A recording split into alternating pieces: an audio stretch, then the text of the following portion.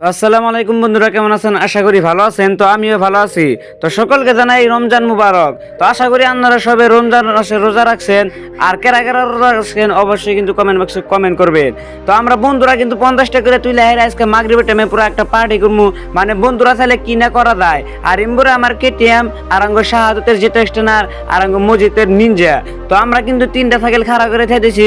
ইমবুরে দেখতেছেন আঙ্গ রেকিব মামু কিন্তু মহারানীর উপরে পুরো অত্যাচার লাগাই দিছে। মানে তাড়াতাড়ি আমরা যাই না দেখে মানে মহারানীর উপরে পুরো অত্যাচার করতেছে। তো বড়ে করে কিন্তু আমরা আগে আগে সাইকেল নিয়ে গেতেছি। রেকিব মামু কিন্তু মহারানীরা পাশে পাশে আইতেছে। এই গোষ্ঠী মারছে চাষতো ভাই দিয়ে কেটিএম ঠেলে ঠেলে নিয়ে গেতেছে। মানে চাষতো ভাই বলে কেটিএমটা নষ্ট হয়েছে এই জন্য কিন্তু নিয়ে গেতেছে। তো বড়ে করে কিন্তু আহে পড়ছে বলদার পার সেন্টারে।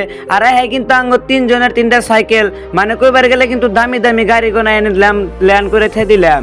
তো আজকে কিন্তু একবার বলদার পার হে মানুষ হয়েছে, যেহেতু আমি আজকে সবজি বেচর আহি নাই কে। তো আমি যেদিনকে সবজি বেচর আহি সেদিনকে কিন্তু মানুষ থাকে না। মানে কইবার গেলে কিন্তু বেচা কিনি খুবই কম হয়। আর আমার বন্ধু তো ইমবুর আজকে বস্তু দেখার হারতাছে না, যেহেতু রমজান মাস। মানে সবাই কিন্তু সেহেরি ইফতারের জন্য বাজার করে নিয়ে গেতাছে। আর আঙ্গ শাহাদত কিন্তু দোকানে ব্যস্ত।